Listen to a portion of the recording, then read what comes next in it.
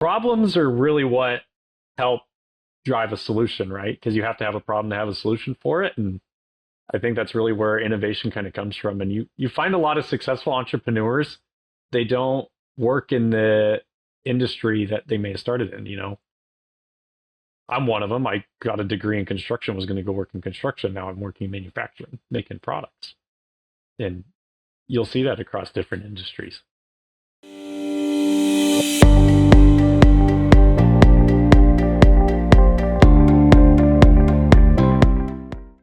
Today's guest grew up where hard hats and heavy machinery were just part of the family scenery.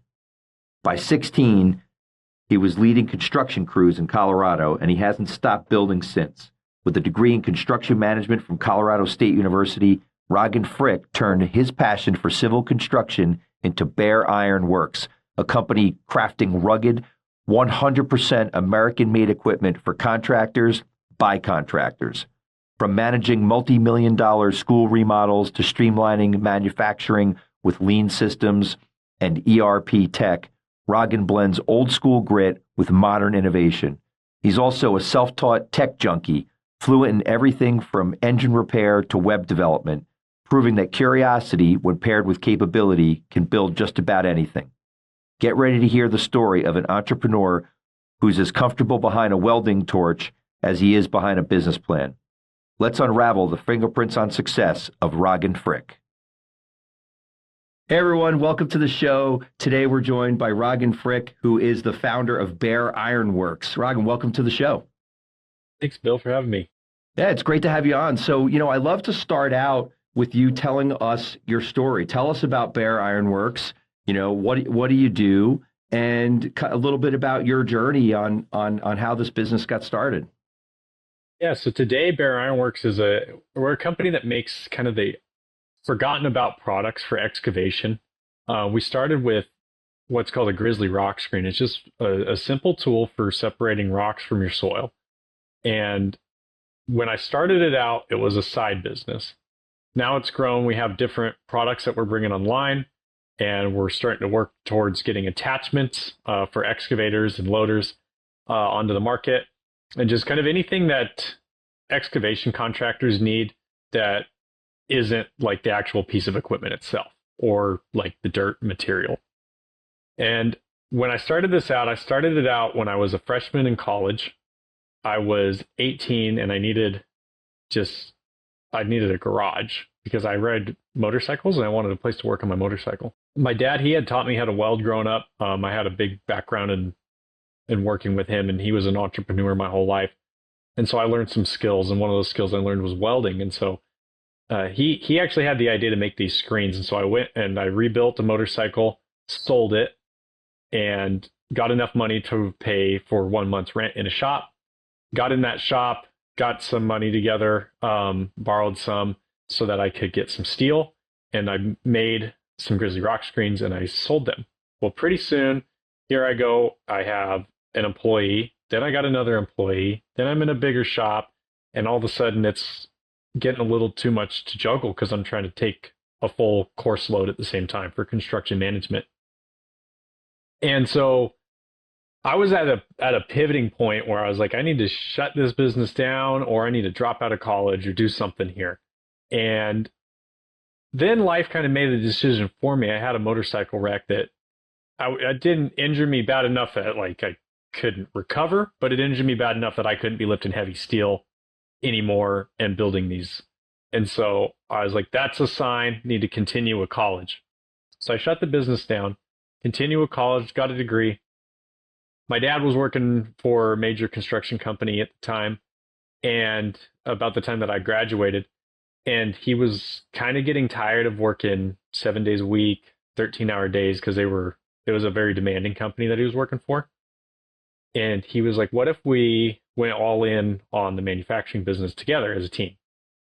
He's like, I'll help run the operations and you do the marketing. Because I had built a website, and that was kind of part of the success I had with the growth of it all of a sudden early on. Like the surprising growth that I had was from the website that I built. And that's where we kind of discovered that there's a demand for these products. And we just happened to kind of stumble into a niche. Yeah. Were there other people making these screens? Were there other people that Was this like a novel type of product, or it was one that was out there, but, was there kind of a spin on it or something that you did unique that was different from others? So ironically enough, so these things, any welder really can make them. And if you go on YouTube, you'll find plenty of people that have a way to make them. People build them out of 2x4s and fences. That's how bad they can be. But there are established companies out there that have been around for a long period of time. And the funny thing is they all tried to innovate it so much that they put all these extra features on there with the self-cleaning rails and adjustable rails, and they're over-engineering parts of it, that pretty soon this simple tool was then all of a sudden very expensive. They're $20, $30, $40,000 for one of these screens.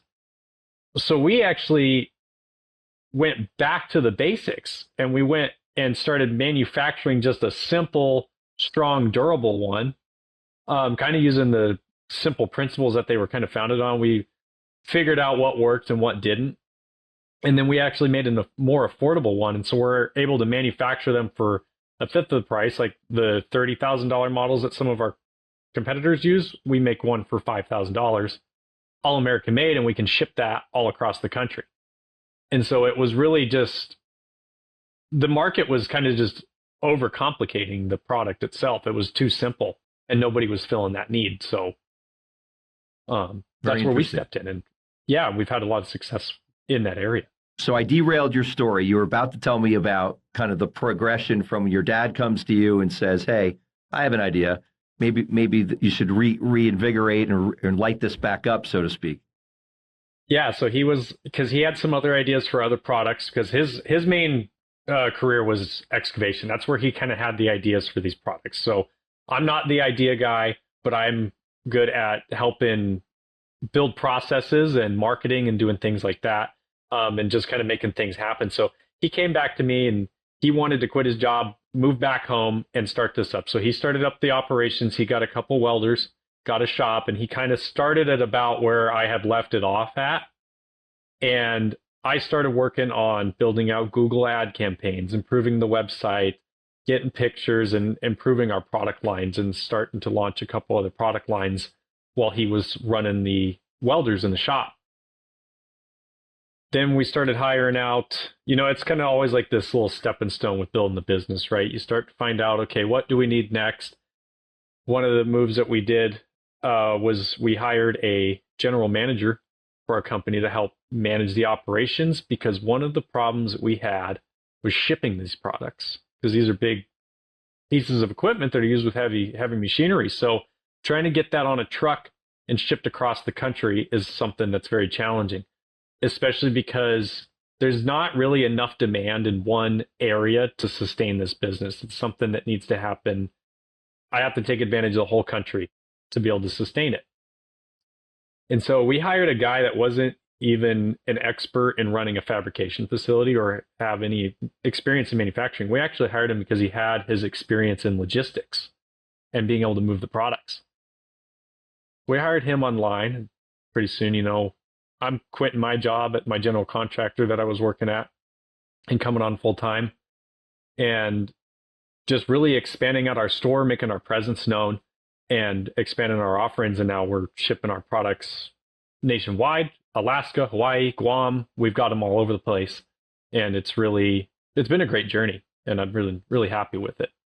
So now, how many different product offerings do you have now? Did you develop products, because you always kind of had an idea in mind of what would be logical, or was it the kind of thing where you saw demand and met it? How did you kind of diversify into more products? It's a little bit of both, right? We have some experience of things that we've seen on the job sites of, okay, these are steel products. We could make these. They don't really require too much engineering, and we could start figuring that out.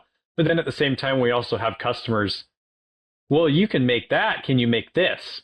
And so they kind of give us ideas too, because there's plenty of these little niches out there in the market that aren't being fulfilled. And I think that's across all industries. And the customers will tell you what they need. And so we've got 5 product lines online now, and we're working to expand to some more product lines and more offerings. And we also are doing some custom work as well, because, that seems to be kind of where the R&D side is coming from. Somebody calls us, asks for something custom, and we'll see if we can make it, and then see if we can take that and turn that into a standard product and standardize it that we can sell across the industry. Yeah. So, I, having been a lawyer to entrepreneurs throughout my career, one of my clients is a major excavation contractor. And I remember years ago, he kind of invented a tool out of necessity. And you remind me of this story because he would talk about how when you had a big piece of equipment on a job and the tracks and everything would get filled with mud and debris and everything else, he said, then you always have to clean your equipment at the end of every day. And a regular standard shovel didn't quite work with what he had to do to clean it.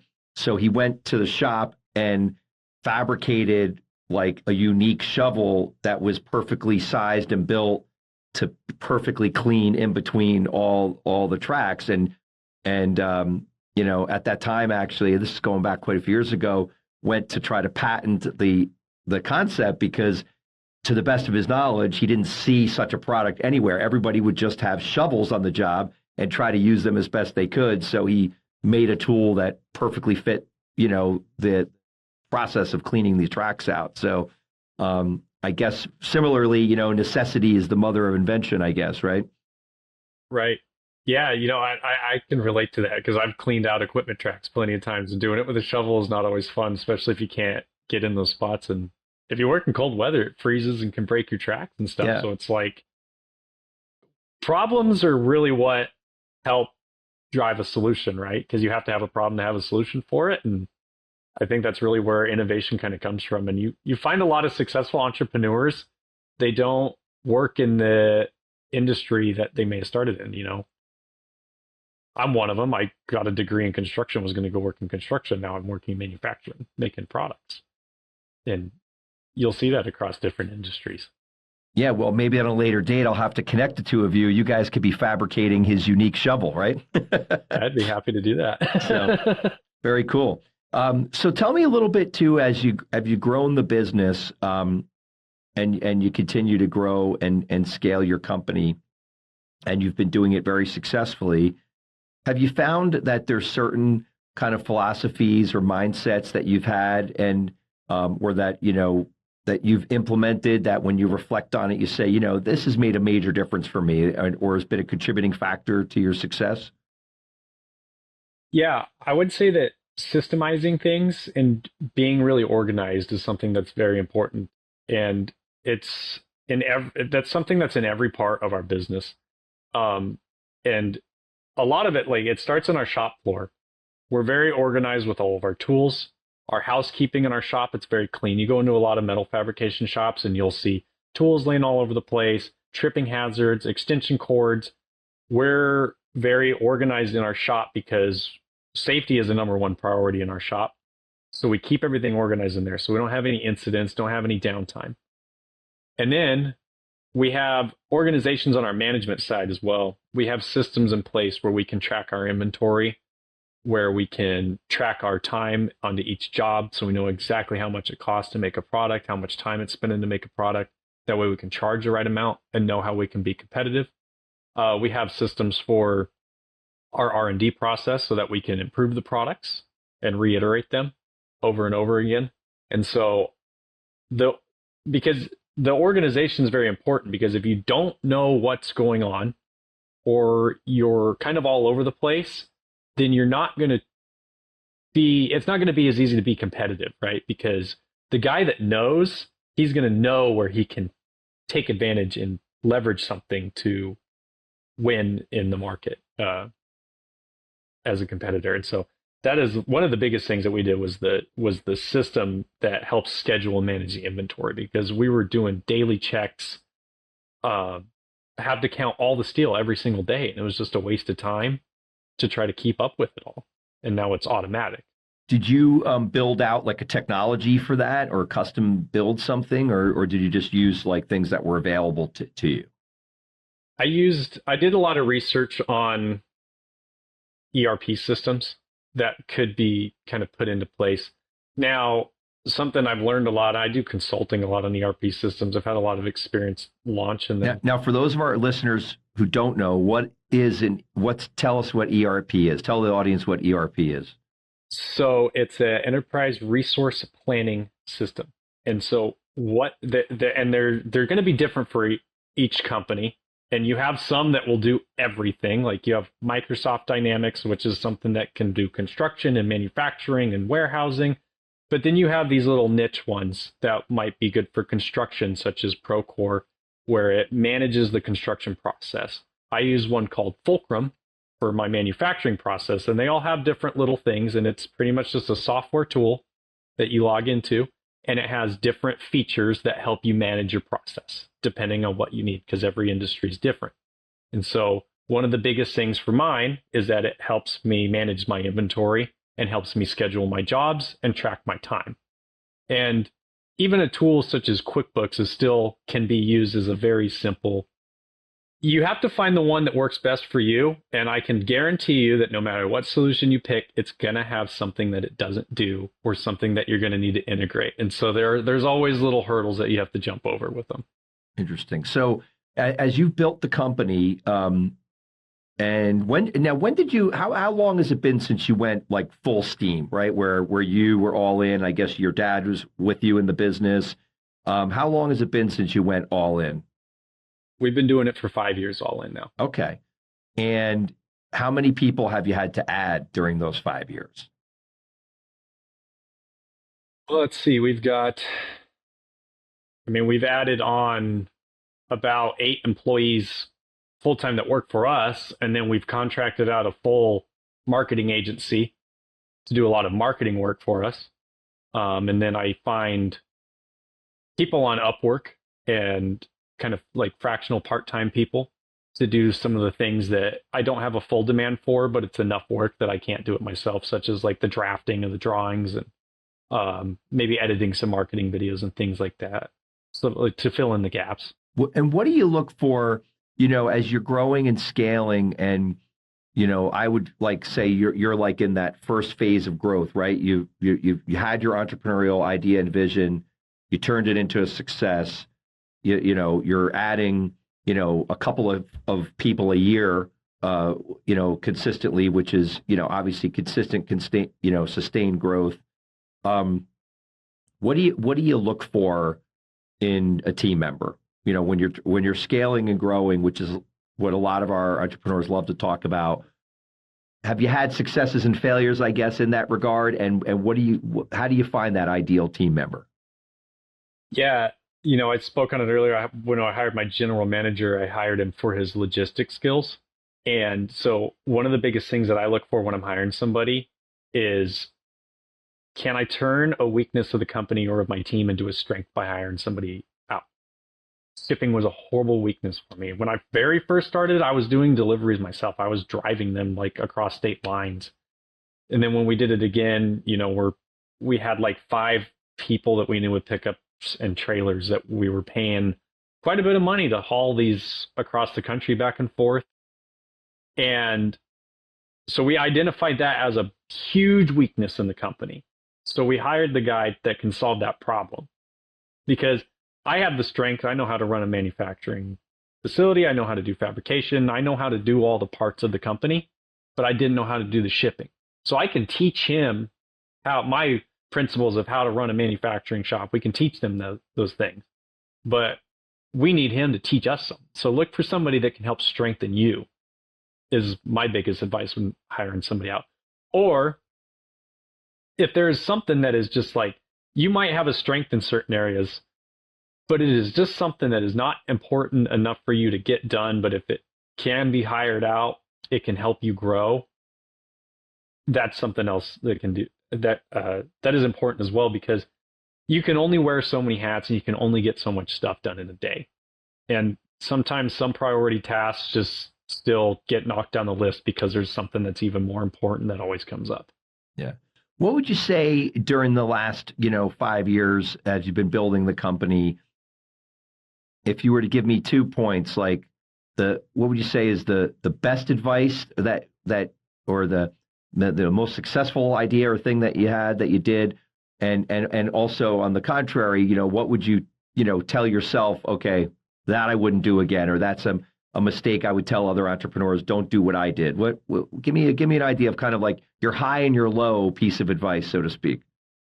Okay. Yeah. So I would say my high was trying to build a system and organize it and automate as much stuff as possible. Because when I'm automating things, especially if they're redundant tasks, then I don't have to do them again. If I can just automate it once, it's done. That was a huge piece of success. And I found that with the software and integrating all the software with the other parts and components to create a nice, smooth workflow. That way information gets to the right people at the right time to keep everybody working efficiently. One of the things that I've learned in the past 5 years, and I hate to say this, but it's like when people start to fail you and they start to let you down, you need to be ready to cut your losses. I've always been somebody that's always wanted to give people the benefit of the doubt, give them more chances, and keep on going on. And sometimes it's just better to cut it in early on. And I'm not saying just like, fire somebody right after their first mistake, but there is a point where, you need to be realistic with yourself, and firing somebody's not great, but if they're hurting the company or putting other people in harm's way, then it's something that you have to take seriously. Yeah, I think it's a great point that you make there. And, I've always said to people over the years that, when someone first starts with you in any job, any profession, in theory, the early stage of the relationship, they should be at their best, right? They're trying to impress. It's a brand new opportunity. And if the hair on your neck is standing up that they're not very good, or that they have the wrong attitude, or whatever it is, and it's early, that's a giant, warning flag. And I've always subscribed to the concept of hire slow, fire fast. Take a lot of time in trying to find the right fit person, the right team member. And when in your heart, your gut, your mind, it's not going to work out, it's better to cut ties earlier. So I think your wisdom on that is spot on, and very much appreciate that. Tell me a little bit about, it's an interesting journey that you've had, right? Where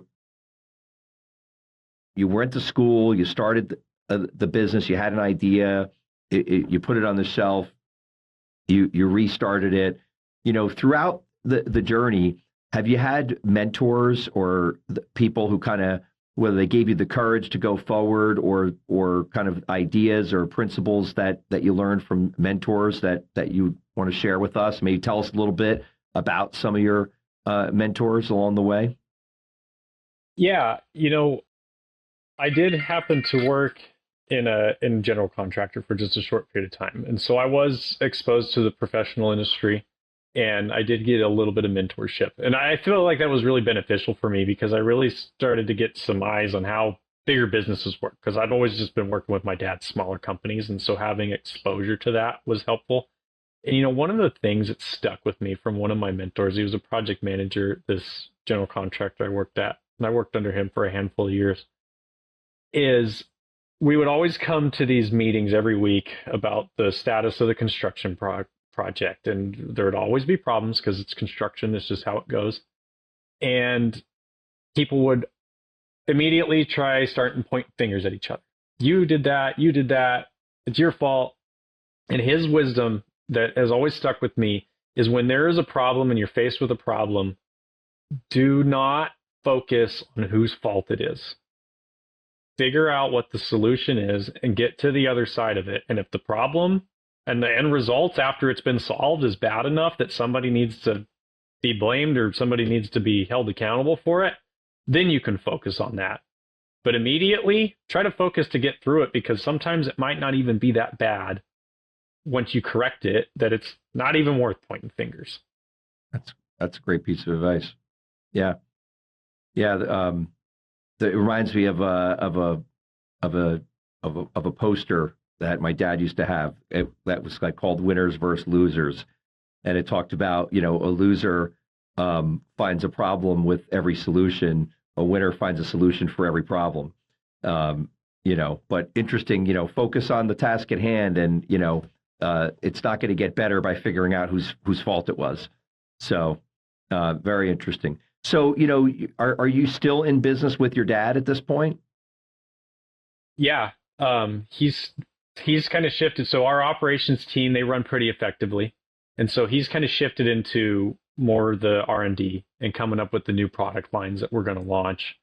And then I've been focusing on growing the brand presence and growing the marketing and tasked with our e-commerce store and just building that out, because we want to just be able to offer a lot more to our customers, even more than what we offer now, and maybe even more than what we manufacture, maybe something from some other companies as well. Well, so what's it like being in business with your dad? Share that with us. Family businesses can be hard. I also do a little construction. I help my brother out with his construction company as well. And emotions can be high at times. But something I think that I'm very fortunate about, which I'm not sure if most father-son relationships have this dynamic, is that my father will listen to me. He'll step back and he'll listen to what I'm saying, and he'll consider it, and he'll understand the points that I'm trying to make. And he's actually, because he didn't quite understand like the whole ERP system when I first was bringing it out. I was like, this is very important. He didn't understand it, but he trusted that I knew what it was. And he always likes to bring up this story about Henry Ford and his son, and when the Model T came out, that his son was trying to innovate the car. He's like, well, the Dodge brothers, they're adding all this stuff to the car. They've got the headlights and windshield wipers, all this stuff. And Henry Ford was adamant that the Model T was perfect and that it didn't need to change, right? Because he didn't quite understand where the market may have been going. And so being able to let go was something that is important for the growth, because, we can see what a car is now today. And that's a story my dad's always talking about, is how he's very happy that he's able to let go and understand some of the new perspective that I bring to the table. Yeah, it sounds like it's a collaborative relationship versus, I don't want to use the word dictatorship, but, more of a collaboration, and, each lending your talents or what you do best, which obviously is, a good recipe for success. I love that story, by the way. That's very interesting about the Model T and the Dodge brothers versus the Ford. Very cool. So tell me about what it's like to be a manufacturer in the United States. I think that's a worthy discussion point. I'm sure that you're proud of that. Tell us a little bit about that, and what's your take on the market, the competition, and tell us what you think about that. Yeah, so luckily I'm in the barrier to entry into the type of manufacturing I do is a little bit lower, so that's the only reason I was really able to get into it. I was able to be competitive with my product lines, I think, because the competition doesn't understand lean management principles as much, which lean management principles, if your listeners are interested in learning more about that, is it's all about cutting away waste, bringing things in just in time, and trying to make your process as efficient as possible while not like building up too much inventory and having too much raw material. And it's something that Toyota is kind of pioneered. And it's something that I learned in construction management. And so I put those principles towards my own business. And that's like one of the ways that I've been able to drive the cost of my product down so low, is because of those principles. And as I've been researching more and more about manufacturing in the US and learning more about different processes and different things like that, is I've really learned that we have a huge dependency on our competitors overseas. And it's not in the ways you think. You might think that it's making the product that we're dependent on them, but it's actually in the way that the our engineers make like the tools to do the process. So like if you're going to do like plastic injection molding, I have learned that the to make the molds and stuff, they rely on China to actually make the mold a lot of the time that you actually inject the plastic into, even if somebody's an American manufacturer and a plastic mold injector. And it's very interesting, like how we're dependent on different things overseas in that way. And so I'm lucky because my process is very simple. I use pretty much 1 or 2 raw materials for my input, and the output is going directly here, and it's not a lot of assembly. It's mostly just like fabrication that's been streamlined. But I still do see a little bit of an impact with tariffs because, your supply and your demand, well, if the foreign steel goes up, well, then the demand for the domestic steel becomes higher. And then the mills here in the United States are going to charge a higher price because they need to pump out more steel.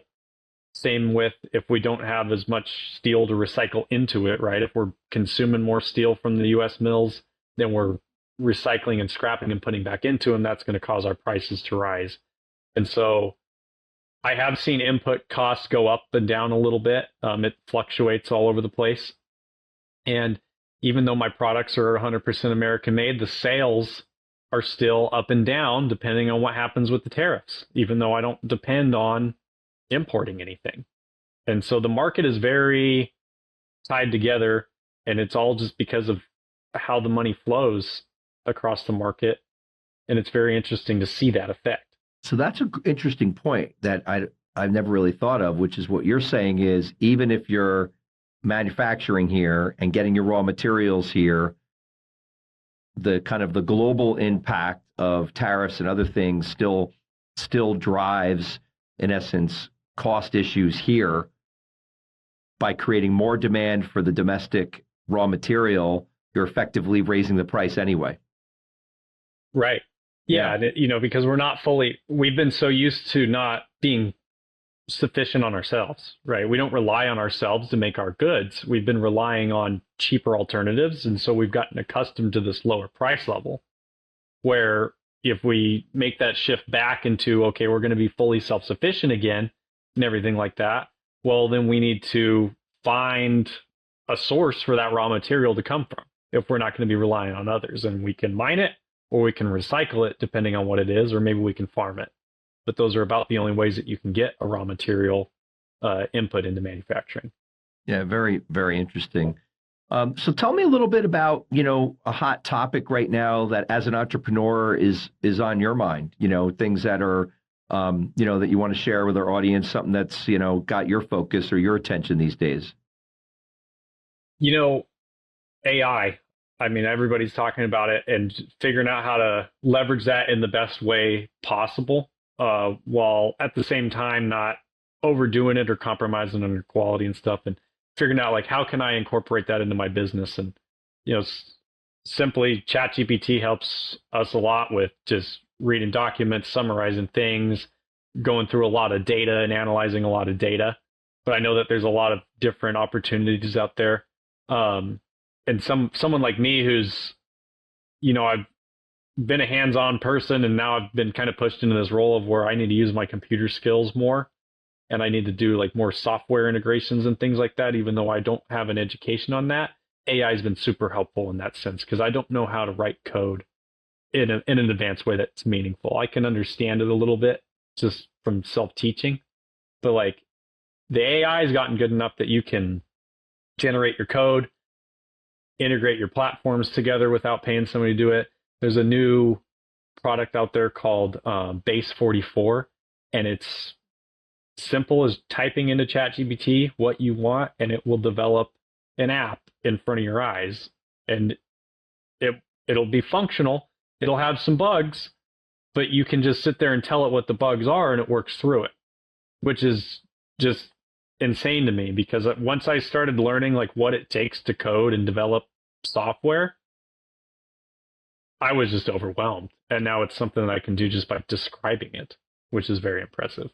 Do you think that, for manufacturing businesses like yours, do you see AI injecting into like the engineering aspect of the things you're building, like where maybe it's going to replace or supplement, people that are currently engineering those products? I foresee it because really the limiting factor is how fast can we train a model, right? And so we've trained these large language models on this just like basic stuff on the internet and how we communicate with each other and human history and arts and different principles like that. But when it comes down to like CAD files and you're talking about 3D models, well, pretty soon those files are substantially bigger compared to like, one CAD file is going to be a lot bigger than, 10 pages on Wikipedia. So then you have to have the model has to read through multiple iterations of different 3D models of CAD drawings and parts and pieces and what they go for and all this data, right? And that's a large amount of compute power. And so you need to have large server farms that can read and understand that. You need to have a lot of electricity to be able to train those models. And I think it's something that can happen. And I think it's something that they're working towards, but it's something that's going to be limited by resources. And that's going to be what dictates how fast that can happen. So what do you love most about being an entrepreneur? What would you say? What's the thing that you love the most about it? I mean, the one thing that's nice about being an entrepreneur is that you have the flexibility of time, right? I think that's something that everybody looks at, but that also comes with responsibility. You're responsible for scheduling yourself and you're responsible for getting your own tasks done. Because I wasn't too happy working in the 9 to 5, because I'm somebody I'm very good at getting my work done. And I didn't like when I got all my work done and I still had to be at the office. And even if I didn't have anything to do. So that's one of the biggest things that I liked about being an entrepreneur is once I get all my work done for the day and I get it done like early, I can leave and I can go do something. But on the flip side, my success is reliant on myself. So if there's so much work that has to be done that I have to stay and do it, I have to stay and do it no matter what I have to sacrifice. Yeah, freedom of time and freedom of time and your purpose is certainly a driving force. So listen, I have to say, very fascinating. I'm always amazed at when I talk to people like yourself, the little areas or niche areas of business that people discover and turn into thriving companies is really incredible. And Roggen, I want to thank you for taking time to come on the show today. Tell our listeners to check out Bear Iron Works and the great work that you guys are doing, manufacturing in America, which is great. And just really want to thank you again for taking the time to be with us. Yeah, thank you for having me on the show. I always like having conversations like these because it lets my brain kind of think and engage in different ways. Thank you.